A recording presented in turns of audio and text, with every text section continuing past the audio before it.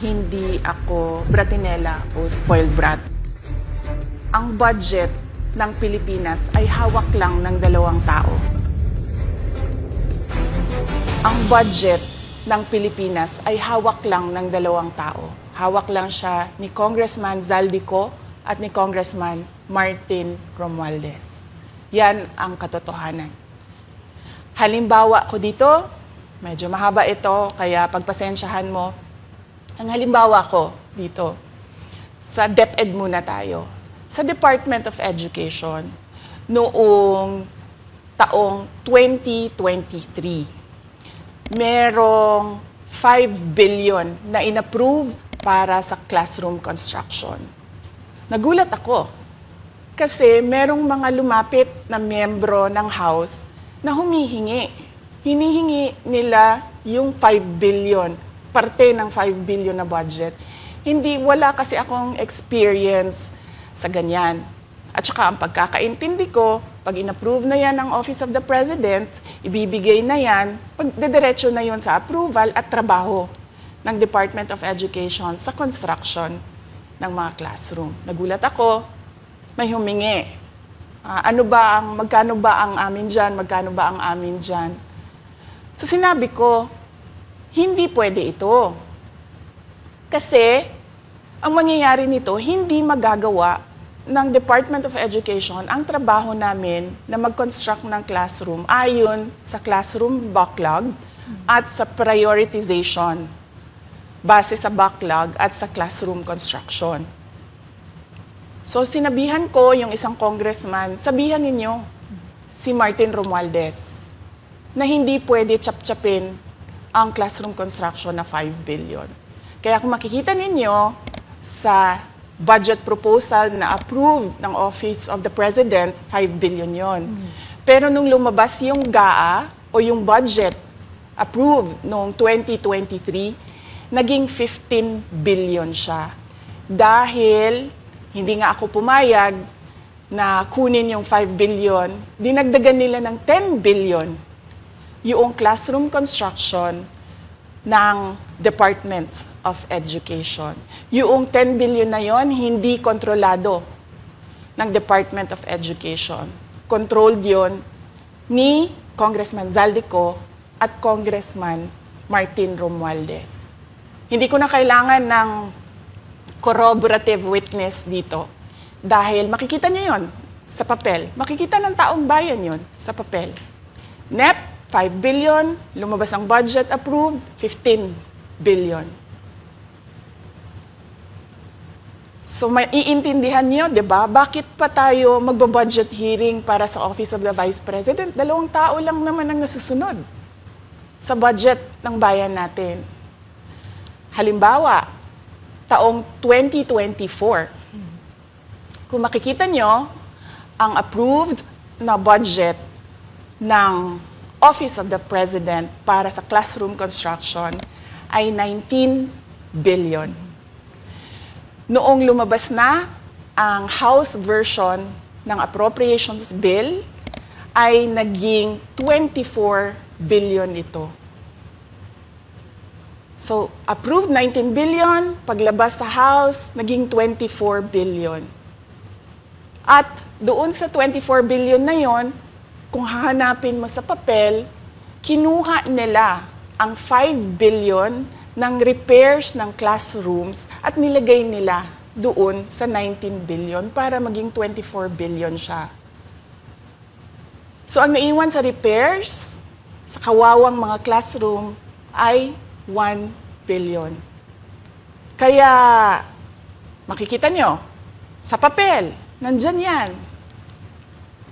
Naging 24 billion. At hindi lang yan, dahil noong 2023 ay hindi ako pumayag na hindi masunod yung DepEd na rules sa paano mag-classroom construction based on need, ang ginawa ngayong 2024, inattach nila ang listahan na kung saan gagawin ang mga classroom construction worth 17 billion. Makikita nyo yon sa papel. Pagdating namin sa Senate, nakita yun ng mga senador. Tinanong nila ang Department of Education, totoo ba o hindi totoo na galing sa inyo ang listahan ng 17 billion ng mga classroom construction? So sabi namin sa mga senador, hindi totoo. Hindi namin magagawa yung trabaho namin. Hindi natin masasolve ang classroom backlog kung ganito ang nangyayari. Pwede ba ninyo kaming tulungan? Yung mga senador naman, very helpful sila. Oo, tulungan namin kayo. Kaya nga, kung makikita ninyo sa interpellation ng isang senador doon sa budget hearing sa Senate, tinanong niya diretso, galing ba sa DepEd ang listahan ng 17 billion? Galing ba sa DepEd ang listahan na inattach doon sa House version? Sinabi namin hindi. Hindi galing sa amin yan. On record yon. Makikita nyo sa mga videos, balikan nyo yung mga videos. Makikita nyo. Yes, my concern, Madam Chair, Mr. President, under the GAB, I observed that there was an increase in the budget for the construction of new classrooms from 19.6 billion to 24.6 billion. However, this is my concern, which you mentioned earlier, that the repairs and rehabilitation of classrooms was decreased from 6.5 billion to 1.5 billion.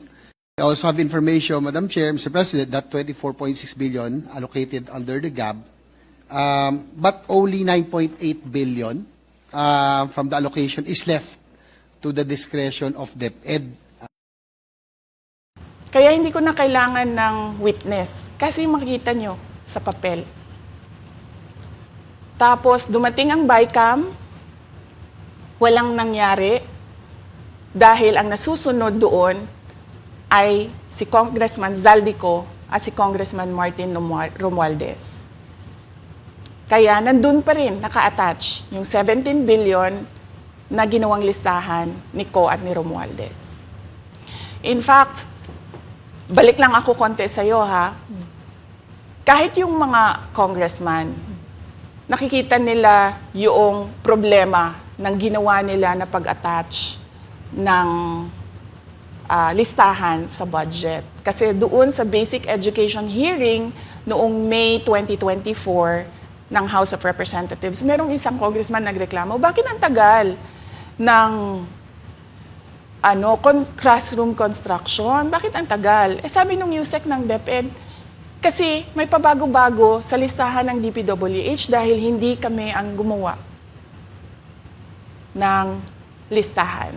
Yeah, Mr. Chair, with respect to the 17 billion in Annex A of the GAA, we are not privy on how the school sites were chosen. So, be it as it may, How is it chosen?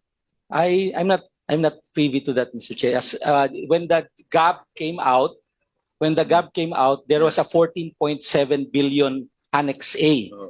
Then when the committee, the GAA came out, from 14.7 it became 17 billion. So we are not privy to how the list was generated.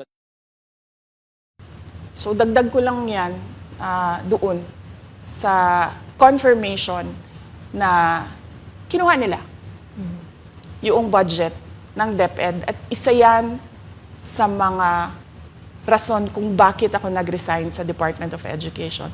Hindi na ako papayag na sa susunod na taon, ganyan pa rin ang gawin nila at ako yung mananagot sa ginagawa nila.